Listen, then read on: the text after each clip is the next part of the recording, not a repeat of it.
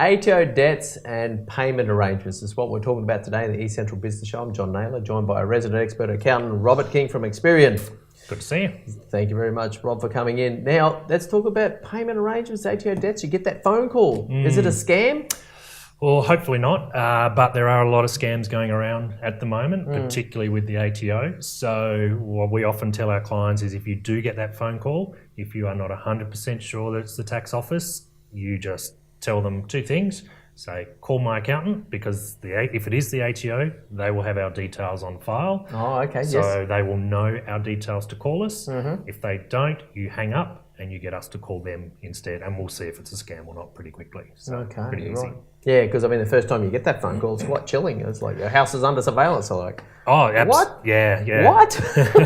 if you get any sort of, I suppose, aggressive behaviour like that, or threatening to send you to jail, you're pretty confident it's not the ATO to start with. They're pretty good to deal with. Are you going to tell us now the ATO are the good guys? They're better than some other government departments. So, right. they're not as bad and as scary as some people think. Because you said it's pretty much a playbook, you're telling me off camera, that there's a process that goes on when it comes to ATO debts and the money you do owe them. How does that play out then? Yeah, absolutely. So, as you said, probably the first port of call is you'll get that phone call. Okay. It'll be a quick, give us a call back. Can you organise a payment arrangement? They'll first say, can you pay the debt in full?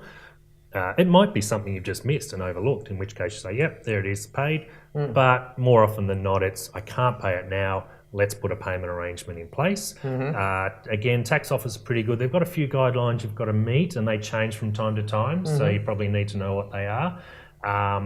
But if you're not comfortable dealing directly with the ATO, with that payment arrangement, again, give us a call. We know what their guidelines are. We know when they change and what to say. We'll deal with them directly and organise a payment arrangement for you. Yeah, okay. Because sticking your head in the sand and that sort of thing and being ignorant about these sorts of things is not the way to deal with the ATO, correct? Absolutely not. Death and taxes. Who said that? I don't know. Someone said it. Well, as I said, there's a process they go through. So the ATO will try and organise a payment arrangement to start with. If they don't hear from you, so if you, as you said, stick your head in the sand, they will then send it to a debt collection agency. Oh, okay. So, and they've outsourced it. They have, absolutely, yeah. And sometimes they do that really quickly. So we've had situations where within a couple of weeks, the ATO just sends it off to the debt collections. Other times they'll be a lot longer, but you're right, they outsource it to them. That's when they start getting a little bit heavier with their language. And they even start talking about legal action and that sort of thing. But still at that stage, you can still negotiate a payment arrangement with them. You just don't want it to go that next step to the legal action. So that's when you need to start seriously considering your other options and how to pay that debt. So the ATO, it'd still go through the courts to do that, or they can just take action and letter, we're going to take the next step?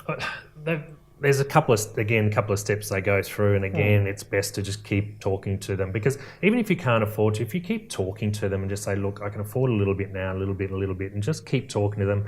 I've had situations where clients knew they were going to get some money down the track, and as long as they let the ATO know, this is when I'm expecting to receive it, and just keep talking, the ATO will give you time frames.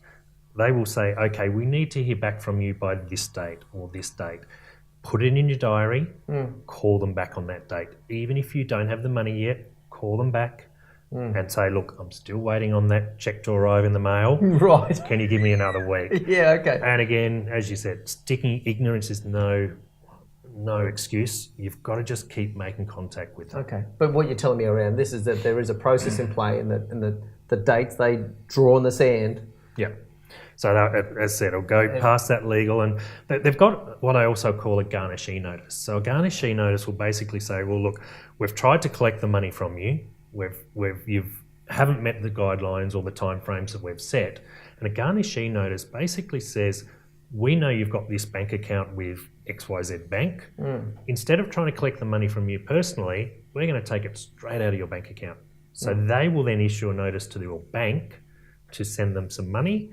And that could be a one-off thing. It might say, well, whatever you've got in the bank, we might take, say, 30% or whatever percentage. Or it might be an ongoing thing where it says, we'll take some now, and any more money you get into that account over the next, say, 3 months, we're going to take a little bit of that as well. Okay. So that's when you start. So they're actually going to monitor your bank account. And... Absolutely, yeah, and they issue a notice to the bank and instruct them they must pay it to the ATO instead of you. So, right, okay. Yep. Right. Now, what if the worst happens? Look, if the absolute worst happens, I suppose before the worst happens, you've got to start looking at maybe some loans. So whether it's from family, friends, there's some providers that provide short-term finance as well. I don't typically like those because the interest rate's pretty high. But if it's a very short-term loan of a few weeks or a month and you know you're going to get that money, then maybe that's an option that you need to put on the table and say, okay, I'm going to get this short-term loan, pay some high interest for a month or so, knowing that you're going to be able to settle it after that.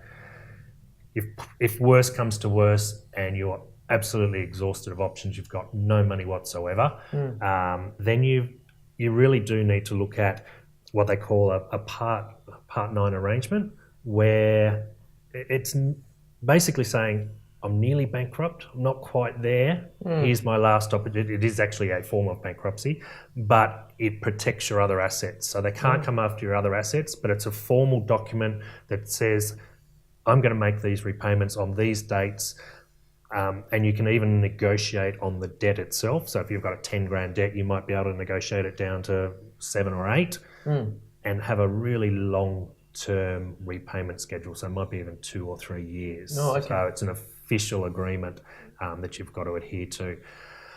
Push comes to shove, liquidation, bankruptcy can be a really true or necessary action in some cases if there's no way past it. And look, we've had clients go down that track. It's not as scary as they originally think, but it's certainly an option we need to put on the table for them. Yeah, no, and speaking with other people on the Central Business Show, they've talked about like, yeah, if you're that far gone, then you need to step up and take the action type thing. And actually, it's not as bad as you think. Yeah, and it's amazing. And again, I've had a couple of clients go through that process. The stress that's lifted off them once they do liquidation or bankruptcy. It's not an avenue you want to go down. Yeah, but it's not a death sentence. It's not necessarily jail time, or not irregularly, result in some sort of jail time unless they've done something particularly bad. Yeah, negligent. No, exactly. There's few restrictions on it, but again, the relief you see on clients' faces if they do go down that track, it's an option that has to be put on the table. Yeah. Okay, so takeaways around this, obviously, Robert, ignorance is not bliss. Yeah. Talk to the ATO. That's my biggest take on that. If you get a phone call or if you get a letter, don't just stick it in the bottom drawer thinking it'll sort itself out. Call them, call us, and we'll call them. And just keep them informed of the process. That's the best advice I can give on that. Yeah, okay. You probably need to cancel your Croatian holiday as well, I take it. Maybe Tasmania instead, perhaps. So. Okay. But ultimately, obviously, your advice has got to be provision properly around this sort of thing. Provision for your taxes. It's death and taxes. It's an absolute. Yeah, you're not getting away from it. Absolutely. And that's particularly if you're a business owner. I mean, if you're just working for a company, you're pretty much right. But if you're a business owner, you've got suppliers, you've got super, you've got BAS, you've got a lot of things you need to pay. Quite often the ATO is the last one. So make sure you're putting enough away to cover those as well. Because if you don't put it away, it sits in your bank account, you might take that Croatian holiday after all. Yeah, so, Mallorca might be the alternative. Possibly. Okay. Anyway, look, that's enough. Now, how do people get hold of you, Rob? Absolutely. Best way is check out our website, experian.com.au. All our phone numbers, everything on there. All our clients have my personal phone number. Call me directly if they need to as well. But again, if you get a call from the ATO, do not hesitate to jump online and give us a call. Okay, fabulous. Okay, some really high quality advice there from our resident expert accountant, Robert King from Experian. That's another episode done, the East Central Business Show. We'll see you next time.